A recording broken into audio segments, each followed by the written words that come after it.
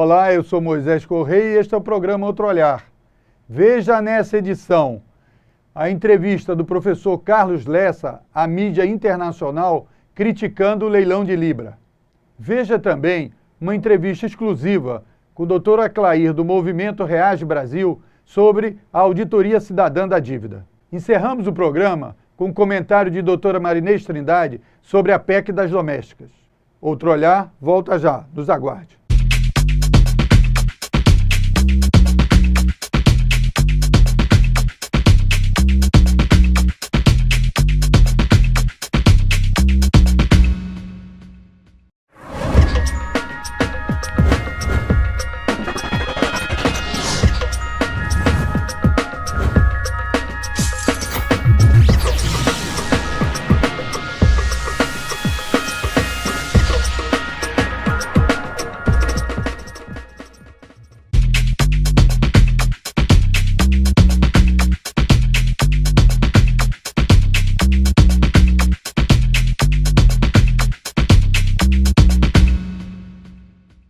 Outro Olhar mostra agora a entrevista dada por Carlos Lessa, ex-presidente do BNDES, à imprensa internacional, criticando o leilão de Libra. Agradecemos agora a Oswaldo Maneste, que nos cedeu essas imagens. A economia nacional é o vetor combustível. Para nós, é uma promessa magnífica e uma ameaça terrível, porque dispor de um enorme campo de petróleo, próximo do maior consumidor de petróleo do mundo, não é exatamente a situação geopolítica mais confortável. Olha aqui, eu não acatei quando tinha 16 anos, porque eu participei da campanha do Petróleo é Nosso, e naquela ocasião diziam o seguinte: o Brasil, como um povo latino subdesenvolvido, não tinha competência técnica, capacidade de organização, profissionalismo para ter uma empresa de petróleo. E não tinha petróleo, segundo o relatório de Walter Link, que era o chefe da geologia da Standard Oil, havia sido chefe. Isso gerou uma tal irritação que saiu o monopólio de petróleo. Mais de 50 anos depois, nós temos a nossa maior empresa, que é a Petrobras, é a 7ª maior empresa de petróleo do mundo. Dizem que tem a melhor geologia do Atlântico conhecida, por isso localizou petróleo. Esse campo, a Shell foi concessionária dele durante 8 anos, eu acho, ou 10 anos, não achou petróleo. Devolveu. E agora a Petrobras achou. E a punição foi, de novo, repetir que não tem recurso. A imagem que eu faço é muito singela. Se você achar no quintal da sua casa uma mina de ouro colossal, se vier o argumento que você não tem recurso para isso, sabe o que você faz? Você se agacha e começa a tirar o ouro do chão com colherzinha. Vende, compra uma pá maior. Vende, compra uma escavadeira. Vende, compra, faz a maior empresa de ouro do mundo. É óbvio.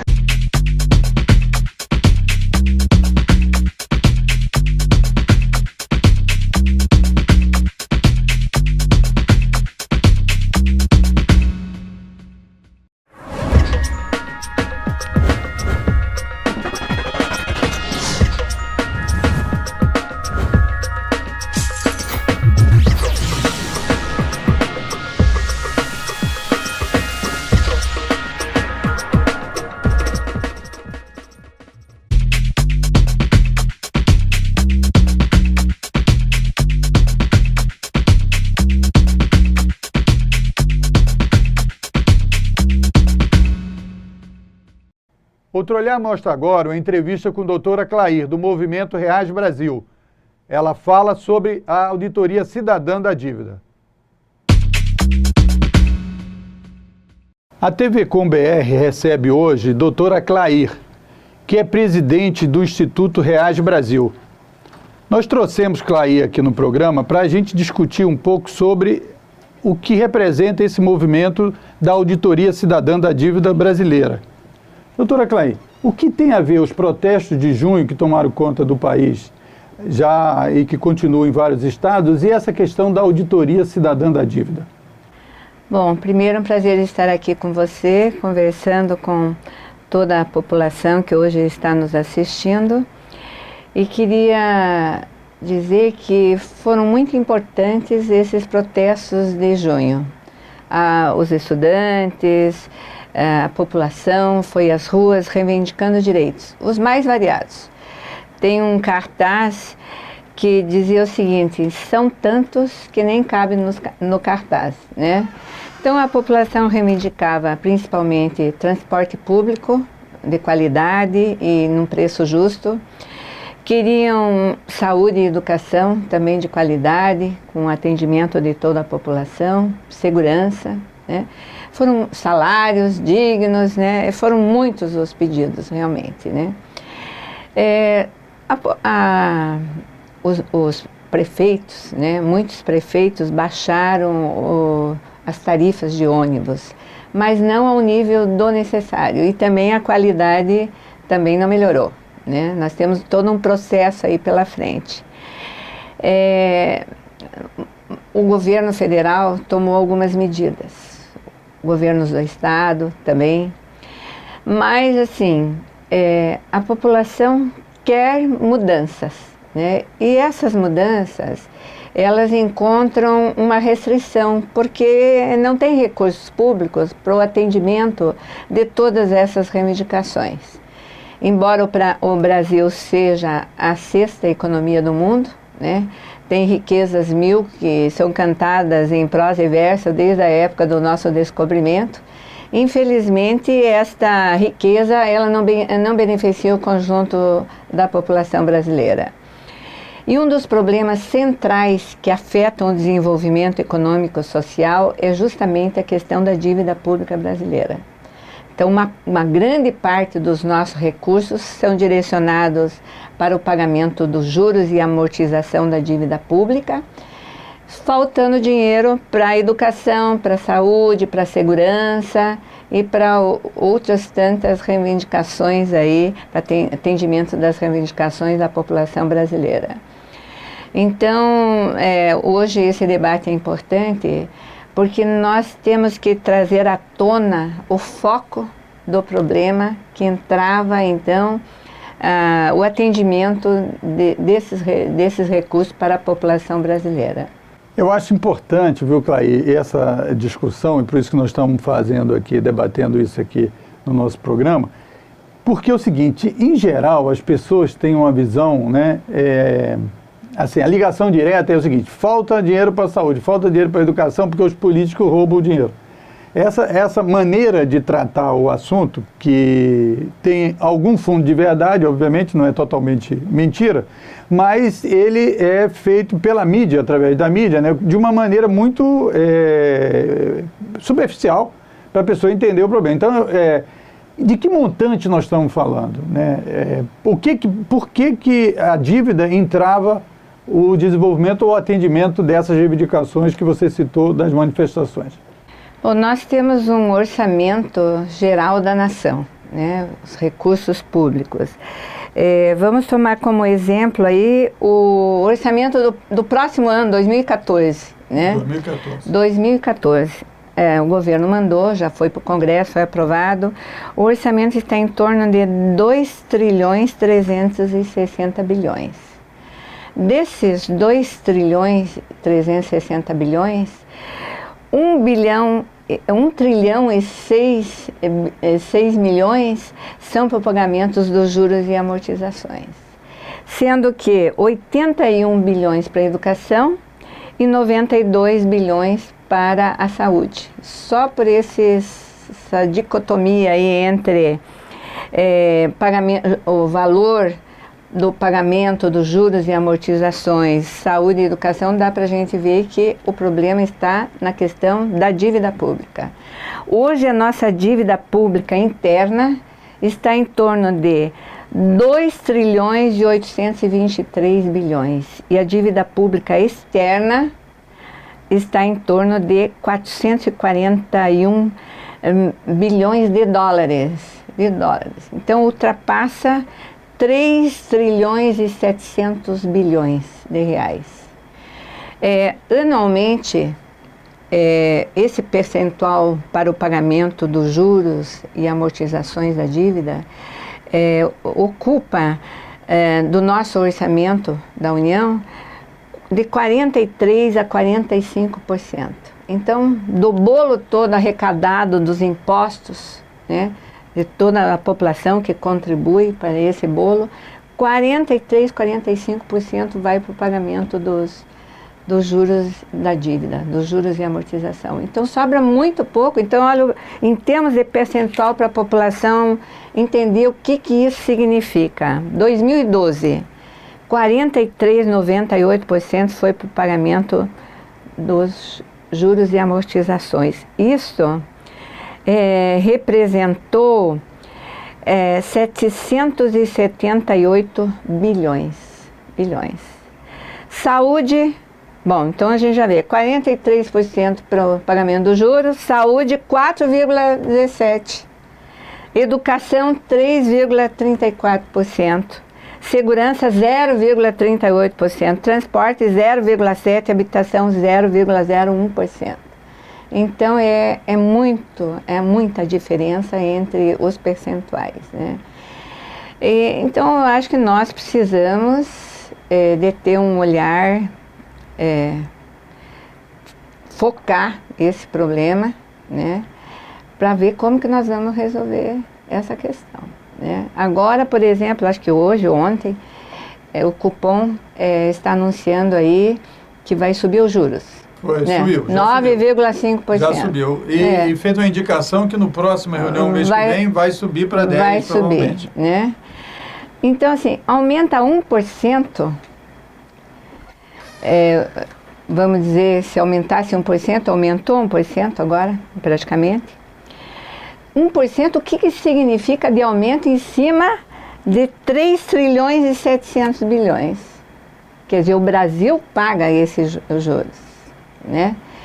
Então, um dos problemas que afetam aí o desenvolvimento econômico é justamente essa questão dos juros. Os nossos juros sempre foram os juros mais altos do mundo. Agora, era importante para as pessoas entenderem, porque, vamos dizer, uma pessoa vai na Casa Bahia, ou em qualquer loja, Ponto Frio, ou em qualquer Americana, etc., comprar um produto. Ele compra uma geladeira e ele sabe quanto é que ele tem que pagar ao final do mês. Ele sabe que ele vai pagar 10 prestações, mesmo que seja um absurdo somando todos os juros, mas ele sabe quanto é que ele vai pagar. Agora, você está falando que a dívida já foi contraída e o Banco Central decide um aumento de juros, quer dizer que... Mas então por que tem que fazer uma auditoria? Então tem dívida aí que não é dívida, tem juros aí que não são juros, por que tem que auditar isso? Isso já não tá tudo registradozinho no Banco Central? Na verdade, nós questionamos a legitimidade dessa dívida. Isso é que é importante. Esse movimento, que nós chamamos de Auditoria Cidadã da Dívida, ele questiona a legitimidade da dívida porque teve muitos ilícitos na constituição dessa dívida. Há também pesquisas no sentido de concluir que muitas dívidas que hoje nós estamos pagando já estavam prescritas, né? E também essa questão dos juros exorbitantes, né? E juros flutuantes também tem? Também. Então, uma série de ilicitudes em relação ao montante da dívida, né? E os percentuais de juros aplicados e tudo mais. A Constituição de 1988, ela já previu no artigo 26 do Ato das Disposições Transitórias Constitucionais que o Brasil deveria fazer uma auditoria da dívida. Então, já naquela época, em 1988, nós já passamos aí 25 anos da Constituição e até agora essa auditoria não foi feita. Quando eu era deputada federal, eu arrecadei assinaturas para a constituição de uma CPI da auditoria da dívida, que é uma CPI mista, que teria que ser da Câmara e Senado, para nós analisarmos essa questão aí da auditoria da dívida. Infelizmente, nós conseguimos, então, o número necessário, protocolamos esse requerimento na Câmara, mas foi justamente o dia que foi protocolado a CPI também dos Correios. E aí, o clima político não deixou que se constituísse, então, aquela CPMI, que a gente falava CPMI, para fazer auditoria da dívida. Posteriormente, no mandato passado, também o deputado Ivan Valente conseguiu assinaturas para fazer uma CPI, foi restrita apenas à Câmara, fizeram um longo trabalho, inclusive constatando essas ilicitudes dessa dívida, a ilegitimidade dessa dívida, né? Mas não teve, embora esse relatório seja remetido para o Ministério Público, né, para os órgãos competentes, para o Executivo, ela ainda não teve o seu alcance ao nível do necessário e do exigido constitucionalmente, né? E mesmo porque, assim, as coisas só acontecem quando tem um momento político, né, que exija que se tome medidas nesse sentido. Nós não temos ainda um clima político para nós discutirmos essa questão da auditoria da dívida, porque a população ela ainda não tem o alcance desse significado, né? E até do volume, do patamar da dívida pública que nós temos, né? Que é um problema sério que afeta o desenvolvimento econômico e social do país. Não é só do nosso país, mas a gente está vendo assim que a dívida pública afeta os Estados Unidos, afeta a Grécia, afeta os países aí da Europa, né? Todos os países da América Latina, né? Então não é só um problema nosso, mas é um problema sério que afeta, né, o desenvolvimento da economia mundial, né? De todos os países. Mas essa postura diante da dívida e o que se deve fazer, regulamentar ou não o que foi decidido na Constituinte de 88 e outras medidas, tem a ver com a correlação de força política, né? Com certeza. Porque, veja, o que está em jogo quando você diz que tem que auditar uma dívida, etc. É a possibilidade de quebrar um contrato que foi feito, quer dizer, de forma...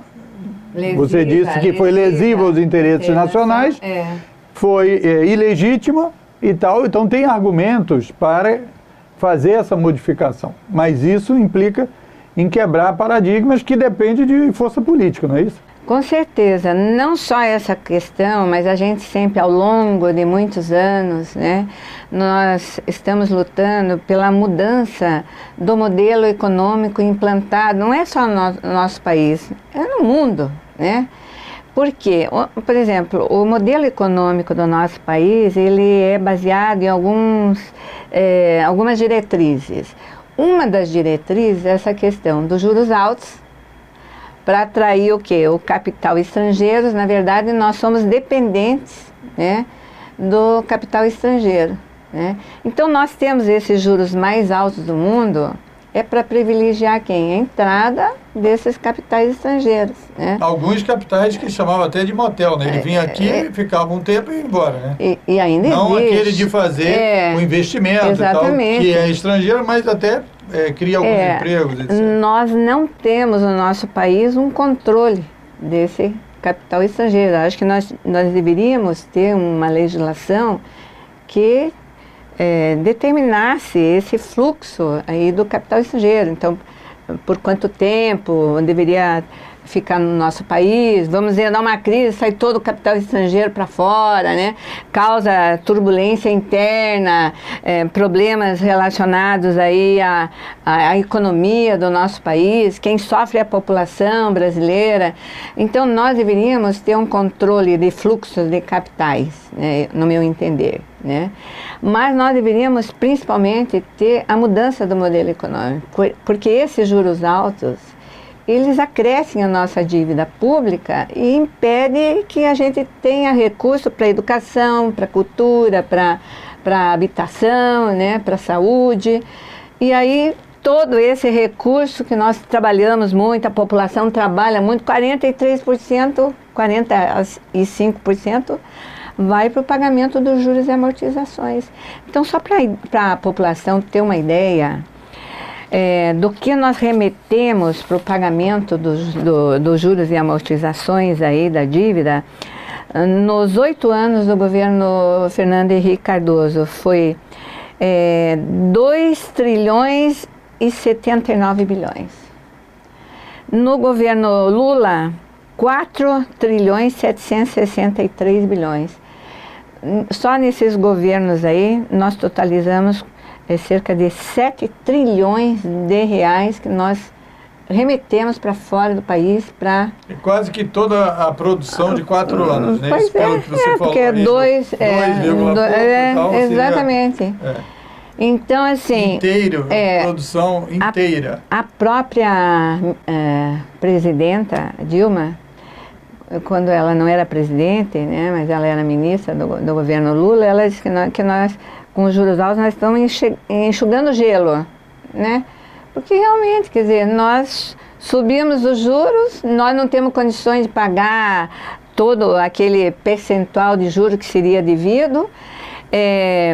Como nós não temos condições de pagar a integralidade do pagamento dos juros anuais, eles se somam à própria dívida e nós vamos rolando, a dívida vai crescendo, nós pagamos a dívida e... Mas aí, nessa questão, também não tem uma...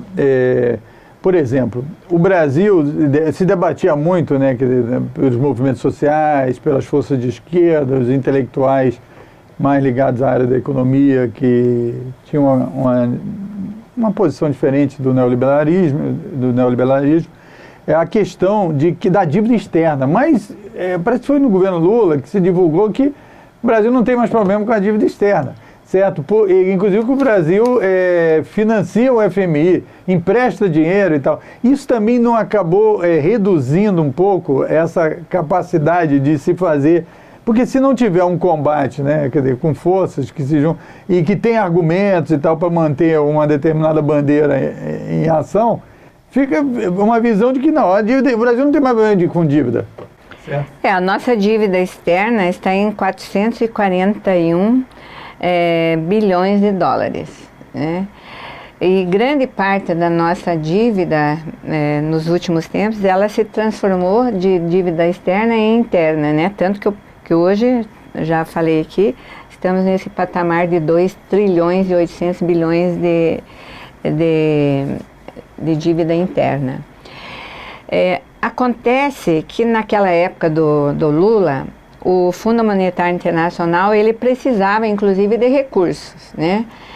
E o governo brasileiro devia uma parcela de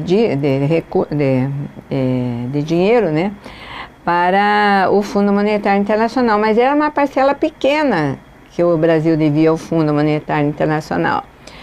E aí foi uma grande jogada de marketing, né? Não, nós vamos pagar a dívida externa, né? Na verdade, a gente pagou a dívida, quer dizer, trocamos a dívida. Nós tínhamos uma dívida que ainda ia vencer com o Fundo Monetário Internacional, os juros eram... dentro daquele patamar da época, vamos dizer, 3,5%, né? Como o Fundo Monetário estava precisando e pediu que o governo, se podia adiantar algum valor, poderia então fazê-lo, né? Então o governo resolveu fazer isso. Para ficar bem, inclusive, com o Fundo Monetário Internacional e para ter, assim, uma possibilidade de ser indicado lá para a ONU, para fazer parte do Conselho de Segurança e tudo mais, né?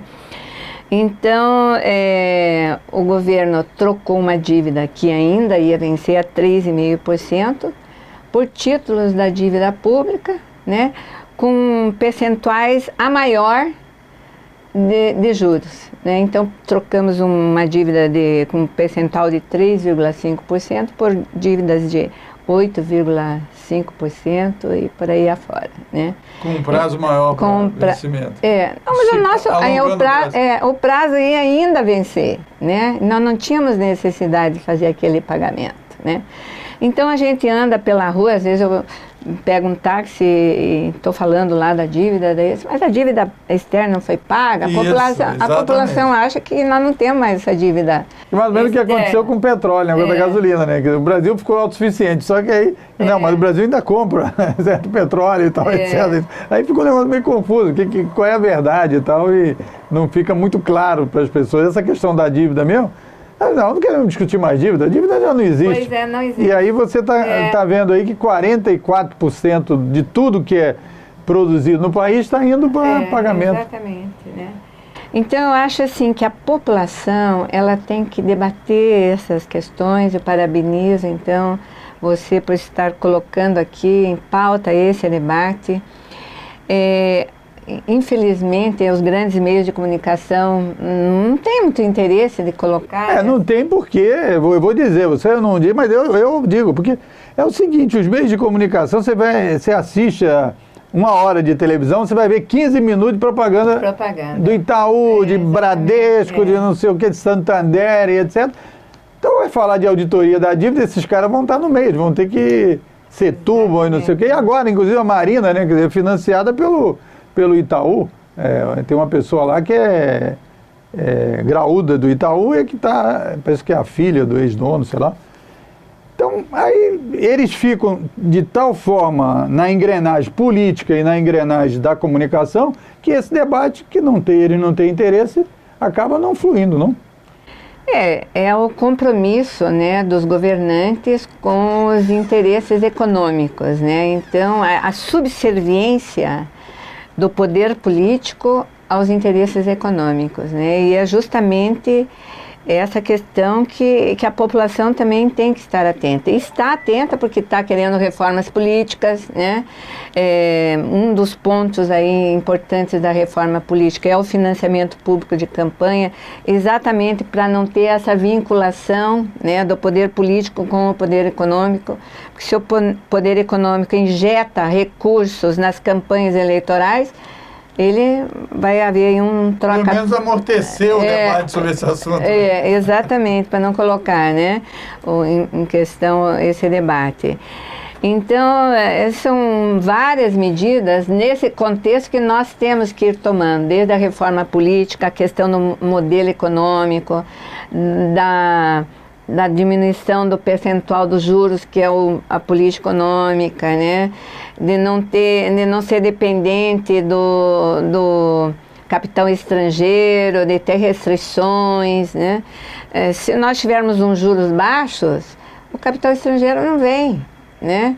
Então, acho que nós não podemos ser dependentes desse modelo, né? Porque esse modelo, ele impacta o desenvolvimento econômico e social do país. Inclusive, porque eu acho que existe, hein, Clay? Veja se você concorda. Existe uma série de conceitos que parece que são verdades absolutas e que às vezes intimida muita gente que não consegue entrar profundamente no contexto desses argumentos, de ter uma ação política. Eles diziam que o salário mínimo não podia aumentar, você se lembra? Lembro, eu fui vítima desse processo, inclusive. Fez uma política diferente. As centrais brigaram, o governo teve um papel importante, o governo Lula, etc. Se mudou a política do salário mínimo, e isso, diferentemente do que eles diziam, que ia destruir a economia, se lembra? Cada discussão de aumento, a Fiesp, a Firjan, a CNI, dos empregados, não, vai detonar tudo, não aconteceu nada disso. O salário mínimo aumenta com aumento real, pelo menos há 2 anos foi assim, e esse ano vai ser, o ano passado foi menos e tal, porque a economia não cresceu, e a coisa continuou funcionando. A mesma coisa é isso, não pode ter juros baixos. Mas a Dilma mesmo, o governo Lula e a Dilma, no início do governo, ou nesse período aí de 1 ano do governo, baixou os juros. Baixou a patamares bem fortes, inclusive. Aí a retomada desse debate, tal, acabou fazendo tudo voltar. E agora já estamos em quase 10%. Então é necessário ter uma firmeza desse debate e também que agora, e por que as forças políticas não estão abraçando isso? Será que esse debate é muito cáustico para levar para a população, para a gente? Você que está assistindo, É muito complicado entender esse assunto. Será que nós não estamos conseguindo fazer ele se transformar num debate da vida? Se ela interfere tanto, você falou que 81 bilhões para a educação, certo? E não sei quantos bilhões, 1 trilhão para os bancos. O ano que vem é 1 trilhão. 1 trilhão e 71 bilhões para a educação. Então, os hospitais não atendem direito, o pessoal está na rua... Saúde, 92 bilhões para o ano que vem. Saúde e educação. Agora a greve, não pode pagar professor, não pode fazer tal, etc. Isso tem tudo a ver com a vida das pessoas, né? E essa situação da União, ela se repete a nível dos estados, né? Tanto que há estados que já não conseguem também ter recursos para implementar o desenvolvimento porque tem uma dívida muito pesada, né? Então é uma questão que afeta os estados, né? E afeta a nação como todo. E os diversos países aí do mundo, né? Então nós temos que inverter essa lógica, né? A Grécia praticamente foi o berço da nossa civilização, ela está quebrada, né? E aí o que acontece? Diminui-se os benefícios sociais, né? Diminui salário, né? Diminui o valor das aposentadorias. Enfim, a saúde fica prejudicada, a educação, né? Então, é que a supremacia do poder financeiro e econômico no mundo, né? Com esses juros altos, né? Que afeta, então, a vida dos cidadãos, isso aí é uma questão que está no âmago do sistema, não é no sistema político brasileiro, né? É um mecanismo mundial que solapa as nações do universo, do mundo inteiro, né? Os Estados Unidos mesmo estão enfrentando essa questão, né? Quer dizer, ele não está podendo gastar porque ele tem uma dívida, não pode pagar lá os funcionários, porque tem uma dívida muito pesada, né? E a situação da Grécia foi, né, durante anos aí, foi matéria de todo o noticiário internacional. A Espanha, né?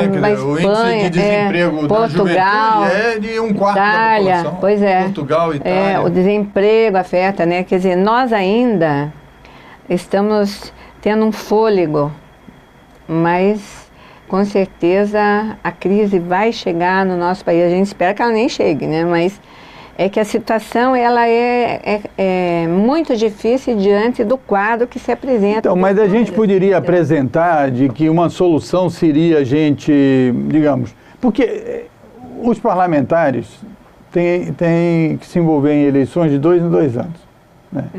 E 2 em 2 anos quer dizer que pelo menos... Nós já poderia passar para 4, vamos dizer, unificar. Não, eu estou falando o seguinte, porque o cara trabalha 1 ano e no outro ano tem que se preparar para a eleição, certo? Tomar medidas de grosso calibre, medidas fortes, etc., pode ter gente que não concorde, não tem problema, isso aí é da democracia e tal.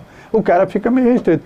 Será que eu fico pensando, será que a solução não seria uma constituinte, certo? Exclusiva, etc., que não tivesse vinculação com quem... Porque se o próprio sujeito vai fazer uma reforma política e a reforma política vai interferir na eleição dele, que ele pode fazer projeções sobre isso, ele não vai fazer.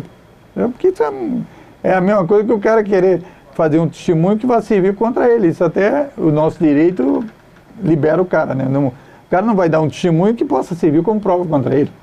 É natural. Então, a Constituinte, mas ao mesmo tempo você disse que a Constituinte de 88 foi que tomou a decisão. A decisão já está lá. Então, o problema, nós temos que implementá-la. Então o negócio é mais profundo. Então, quer dizer, É. será que não tem forças políticas suficientes? E olha que o Brasil vem sendo conduzido por forças ditas de esquerda. Certo? Então, como é que isso vai ser alinhavado e tal? Porque nos protestos de junho para cá, o que foi para a rua foram reivindicações que você citou e que são consequências dessa dívida, e não a discussão do própria resolução da dívida e tal. Então, como é que você mantém essa energia toda em defesa disso, se não parece que possa ter uma solução a curto prazo e tal? O que te mantém nessa trincheira? Na verdade, assim, primeiro eu quero chamar aqui, fazer um voto de elogio à nossa presidente da Auditoria Cidadã da Dívida, que é Maria Lúcia Fatorelli.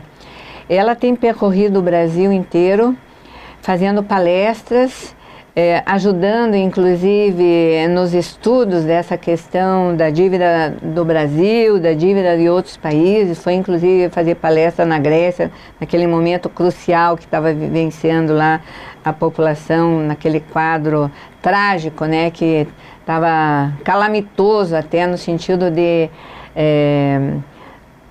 da situação que estava sendo colocada a Grécia, com a população na rua, né, não aceitando as medidas do governo, não aceita até hoje, né? Claro, os salários, você diminuindo, aposentado que está vivendo lá, eles reduzirem 20%, 30% do salário de uma hora para outra.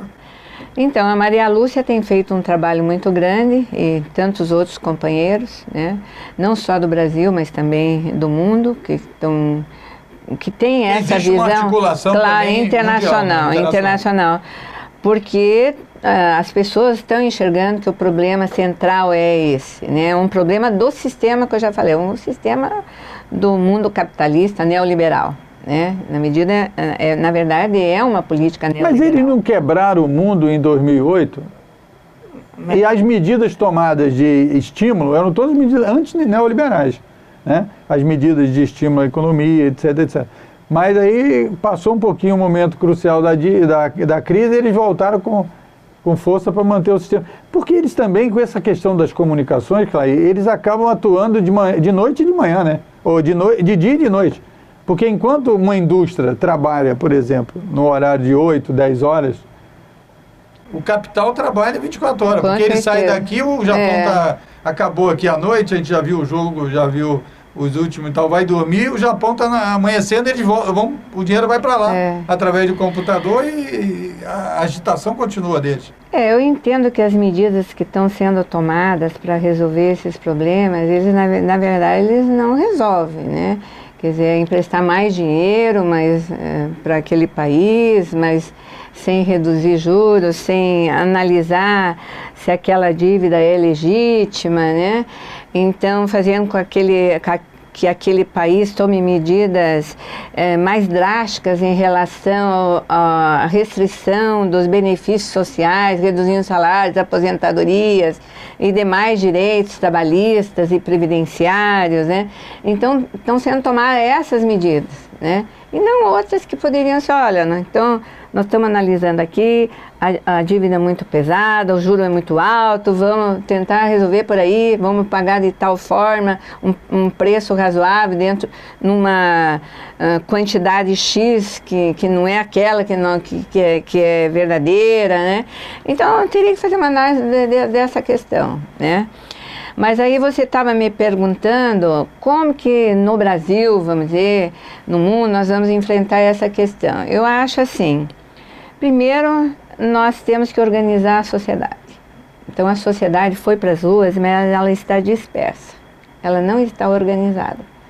Então nós temos que organizar a sociedade nos mais diversos setores. Então, vamos discutir a questão da saúde, da educação, mas por que não avança, por que nós não temos recurso, fazer com que haja uma mobilização e uma conscientização da população sobre essa questão, né? Porque aí nós vamos criando um clima político, uma consciência política para colocar essa questão no foco, vamos dizer.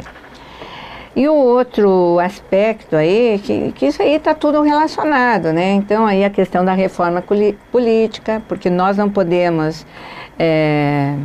ter políticos que tenham compromissos com esses setores econômicos, senão não vai mudar. Então o financiamento público de campanha é muito importante, até para que nós... aí o pessoal vai dizer assim, nós tenhamos...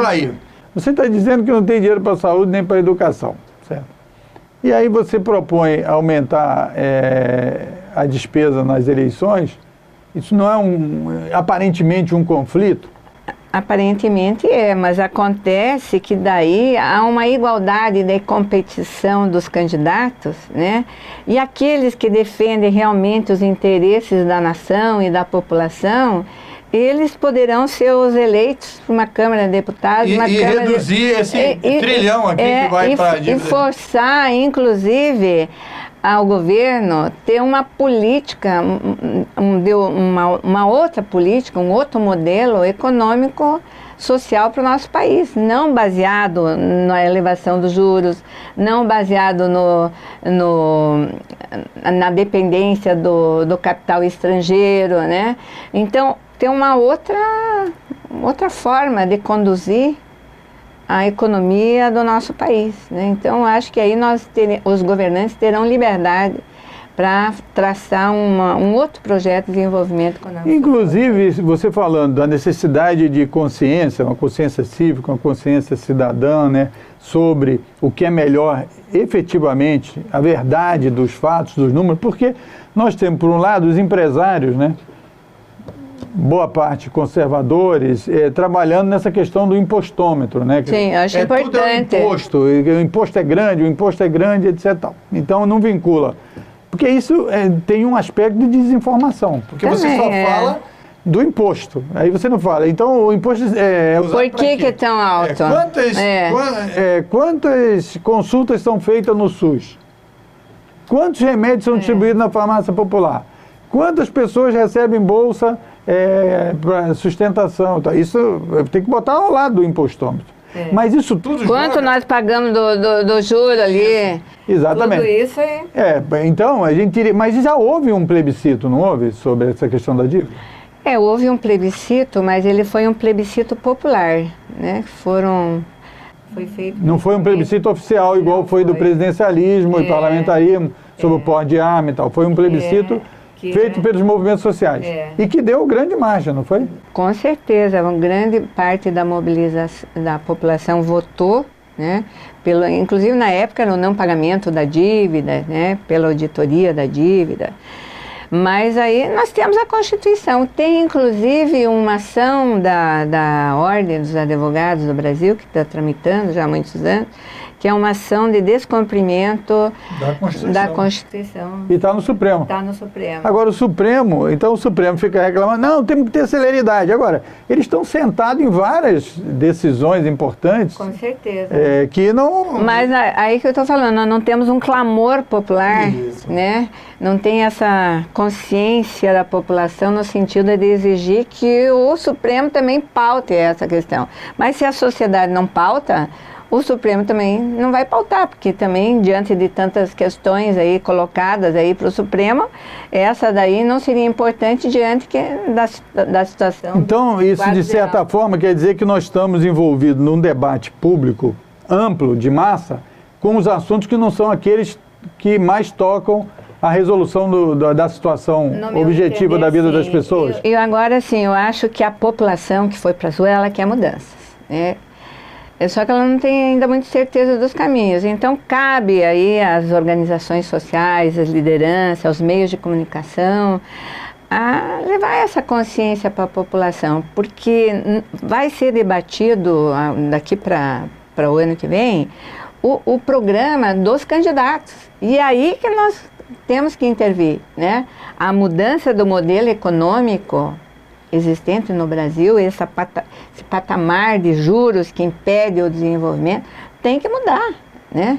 Tem que mudar. Agora, e tem que haver compromisso dos presidenciáveis na questão da auditoria da dívida pública, sabe? Se eles vão cumprir a Constituição que está lá escrita há 25 anos ou não. Agora, você tem participado de debates públicos da Fatorelli, e como você falou, em palestra. Vocês chegaram a alinhavar quais são os argumentos contrários? O pessoal que está contra a auditoria, que está contra a Constituição, que está contra o que vocês andam falando por aí, quais são os argumentos, pelo menos 2 argumentos ou 3 argumentos principais que eles dizem que não pode ser feito isso? Alguém chegou a levantar algum argumento contra? O Ministério Público já chegou a levantar ao analisar o não cumprimento da dívida, alguma coisa? Na verdade, o que eu vejo é que os governos, eles têm um receio de colocar essa questão no debate por causa do tal do risco Brasil. né? Todo fala assim, não, porque aí nós vamos colocar em debate essa questão, como é que fica... Não vamos dar garantia jurídica aos contratos. Os contratos, segurança jurídica, né? Essas são as questões que são abordadas. A principal questão é essa questão. Isso já foi feito, tem que pagar, né? E o governo também, ele está dependente dessa situação, né? Então... Por isso que assim, o clamor popular, o governo só vai mudar com o clamor popular. A gente não pode se enganar, né? Então a gente tem que dizer para quem está assistindo a gente o seguinte, o hospital lá na Posse, o hospital lá do Fundão caindo aos pedaços, o Souza Aguiar e os hospitais no Brasil, que está vendo essa entrevista nos diversos rincões do país, precisa de mais verba. Então nós temos que tirar 1 trilhão 700 bilhões. E 700 bilhões? É a dívida pública. Isso, não, mas eu estou falando desse ano de 2014, que já foi aprovado no Congresso, é 1 trilhão e 7 bilhões, né? 1 trilhão e 7 bilhões que vai para os bancos. Não podia um pouco para os hospitais, para as escolas, salário dos professores, etc. Então precisa de debater isso. Com certeza. Nas e a dívida, com esse juro, índios, 9,5% ao ano sobre esse valor aí, quanto que dá? Eu nem sei fazer essa conta direito. 1 trilhão, 10% de 1 trilhão dá 100 bilhões. 10% dá 1 trilhão, 100 bilhões. Em 2013, nós já pagamos 602 bilhões de juros e amortizações, e isso significa 2,4 bilhões ao dia. Então é muito dinheiro que nós pagamos para essa tal de juros da dívida pública e amortizações, né? Então nós temos que mudar isso. Agora, uma coisa que eu ia perguntando antes de terminar é o seguinte... Isso é uma caixa preta? Essa auditoria, porque é uma caixa preta, as informações não circulam? Se eu fizer, porque agora é o seguinte, agora tem uma lei que diz que tem a transparência. Então eu vou, o programa aqui, nós vamos escrever para o Banco Central e vamos querer saber o detalhamento da dívida. Eles não vão dar? Eles são obrigados a dar, e muitos dos dados estão no site do Tesouro, né? Que é toda a população. Mas dá para entender ou aquelas informações que você não consegue entender? Os dados que nós colocamos aqui estão colocados lá no site do Tesouro, mas isso daí é de difícil acesso e compreensão da população, né? Então a população pode acessar... Mas o pessoal dos sindicatos deve entender, não? Teria que entender. Olha, nem todos os sindicatos entendem, nem todos os deputados e senadores entendem e colocam essa questão como primordial, porque não tem uma consciência política a tal ponto de entender todas essas questões, né? Então, nós temos uma grande missão pela frente, nós precisamos de governantes que estejam realmente dispostos a quebrar... você falou ali antes, estruturas, né? Quebrar... Na verdade, assim, nós temos que quebrar o sistema vigente que está aí, né? Nós temos que mudar os valores. Os paradigmas, né? Essas verdades absolutas. Não pode aumentar o salário porque vai gerar inflação. Não pode... tem que reduzir os custos do Estado, né, dos pagamentos, porque senão vai... Isso tudo é verdade, isso tudo é. Eu só queria, assim, teve um episódio muito marcante que eu assisti numa decisão do Supremo Tribunal Federal. Nós acompanhei esse julgamento, que até o governador Requião tinha proposto uma ação popular questionando a inconstitucionalidade. Não foi uma ação popular, ele questionou uma ação direta de inconstitucionalidade, questionando a lei do petróleo. E aí eu estava assistindo esse julgamento, porque eu também tinha interesse nessa questão, uma área que eu também milito bastante. E aí foi lá o advogado-geral da nação, né, que é pago pelos cofres públicos para defender... É o advogado-geral da União, da AGU, né? Da AGU. Que representa a presidência, inclusive. Que é pago pelos cofres públicos para defender a Constituição, né? E a gente estava arguindo lá, naquela ação, que a Constituição dizia que o monopólio do petróleo era da União, né? Aí o o advogado dizia o seguinte na sustentação, não, nós temos os contratos que foram feitos, essa lei aí era, acho que é de 1997, foram feitos muitos contratos nesse período, como que fica o risco Brasil, a segurança jurídica, quebrando os contratos e tal. Quer dizer, a Constituição, ela pode ser rompida, quebrada, né? E os contratos não? Não, as pessoas... Não, isso aí eu acho que é interessante esse debate que você está levantando, porque a gente pode fazer um paralelo com a questão da violência, inclusive. Vamos dizer, eles falam que a violência que ocorre em alguns protestos, realmente ninguém defende que haja violência, certo? Mas aí eles falam, não, isso aqui é violência. Agora, o cara vai para o hospital e não é atendido, é violência? Com certeza. Certo? O cara vai lá e não tem remédio para ele. Ele não pode ser internado, espera 4 meses, 5 meses para ser... então, isso não é uma violência? Essa violência parece não visível, assim. Ela não sai sangue imediato, porque está muito distante das pessoas. A questão da dívida é a maior violência que nós enfrentamos. Não é uma violência que afeta os cidadãos do nosso país, que não tem casa, não tem saúde, não tem emprego, né? Não tem segurança, não tem a cultura necessária. Afeta todos. Afeta todos.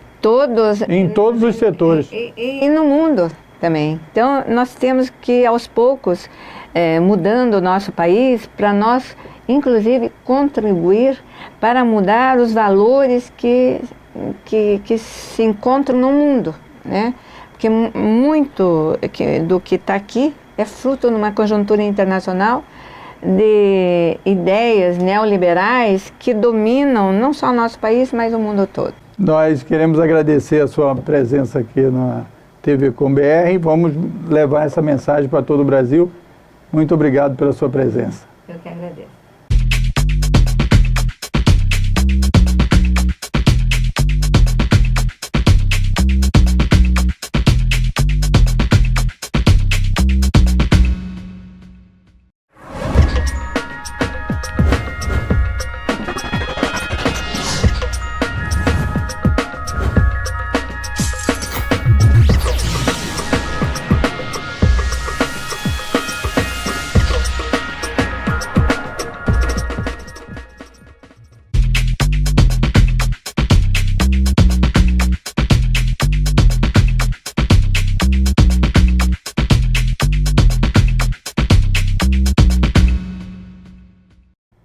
A PEC das domésticas é o assunto do comentário de doutora Marinês Trindade. Vamos ver o comentário. Desde abril de 2013, o mundo do trabalho vive uma situação bastante nova que tem envolvido o conjunto da sociedade. Foi a aprovação do que vem sendo cunhado da PEC das domésticas. A questão mais essencial da PEC das domésticas foi ter incorporado para os trabalhadores domésticos os mesmos direitos dos outros trabalhadores. Antes de falar um pouquinho do detalhe desses direitos, nós gostaríamos de trazer alguns dados em relação à situação do trabalho doméstico no Brasil. Em 2011, as estatísticas apontavam que haviam 6,7 milhões de trabalhadores domésticos, sendo que 93%, ou seja, 6,16 são mulheres. Então, a primeira questão importante da gente levantar, resgatar, é a presença feminina nesses trabalhos domésticos. A outra questão era o seguinte: entre essas trabalhadoras mulheres, 62% são negras. Bom, a outra questão também, que são dados do PNAD, em relação à carteira assinada, é que havia uma diferença entre homens e mulheres no ramo. Em 2011, 47% dos trabalhadores domésticos do sexo masculino tinham a carteira assinada. E em 2009, 44,7%. Mas se a gente fosse ver a questão das mulheres, o número já caía flagrantemente. Em 2011, apenas 29,3% tinham a carteira assinada e em 2009, apenas 26,4%. Então, a gente gostaria de apontar que, embora as mulheres fossem um número mais relevante, um número maior, né, infinitamente maior de mulheres, elas tinham condições mais desfavoráveis. Bom, então, na verdade, havia uma justificativa social para a regularização desse trabalho doméstico. Alguns direitos foram aprovados na PEC. A jornada máxima de 44 horas semanais e não superior a 8 horas diárias, o pagamento de horas extras, o adicional noturno, o seguro-desemprego e o fundo de garantia. Essa questão da jornada de trabalho em 44 horas semanais, ela é uma questão que envolve, vamos dizer assim, a maior perplexidade entre empregados e empregadores. A primeira questão que a gente gostaria de apontar nessa questão da jornada é quem são os empregados domésticos. Entre os empregados domésticos, nós estamos falando das empregadas, dos jardineiros, dos motoristas, dos cuidadores, das babás, ou seja, todos aqueles que prestam serviço no ambiente da residência. Isso é muito importante para a gente sair um pouco daquele paradigma da cozinheira, né? Outra questão é o seguinte, essas horas extras elas vão ser remuneradas com um valor de pelo menos 50%, mas elas têm que ser controladas, ou seja, os empregados domésticos eles passam a ter necessidade de ter um controle de ponto, que pode ser um controle manual ou pode ser um controle eletrônico, né?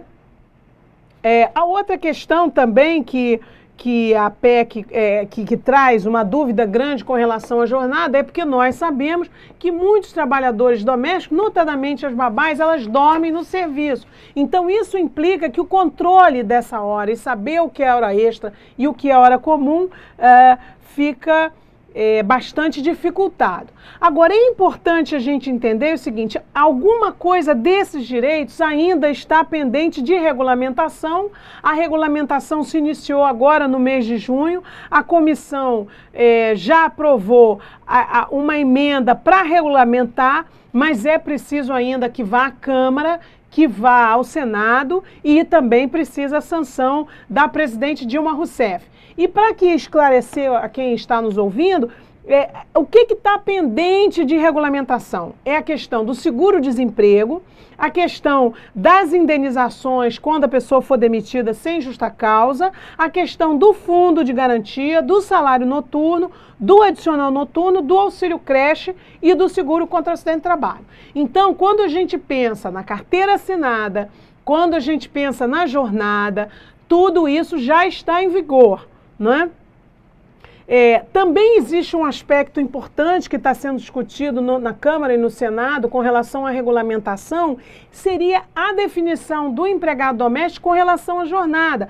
Por exemplo, a proposta que está sendo estudada e foi aprovada na comissão fala que se o empregado fica mais de 2 dias na semana, no âmbito residencial, então ele é um empregado doméstico e aí ele teria que ter a carteira assinada. E também ele seria restrito a maiores de 18 anos. A regulamentação também está discutindo a possibilidade do trabalho em plantão. E também no sentido de haver uma compensação, seria criado um banco de horas, não é? E um sistema de compensação. Na verdade, do ponto de vista do trabalho em si, nós entendemos que ainda existe muitas coisas que serão regulamentadas e que é importante que todos que se utilizam do serviço doméstico fiquem atentos. Mas nesse momento já se encontra em vigor a PEC e aí a gente quer inclusive indicar que no site do Ministério do Trabalho existem cartilhas muito explicativas quanto a isso, quanto à necessidade de assinar a carteira e de começar a implantar essa jornada. E por fim, a gente também gostaria de apontar que em que pese a perplexidade de organizar esse trabalho, de remunerar esse trabalho, como se fosse um trabalho prestado no âmbito empresarial, a gente gostaria de chamar a atenção para que essa discussão da regulamentação do trabalho doméstico, ele também modifique o espaço da família.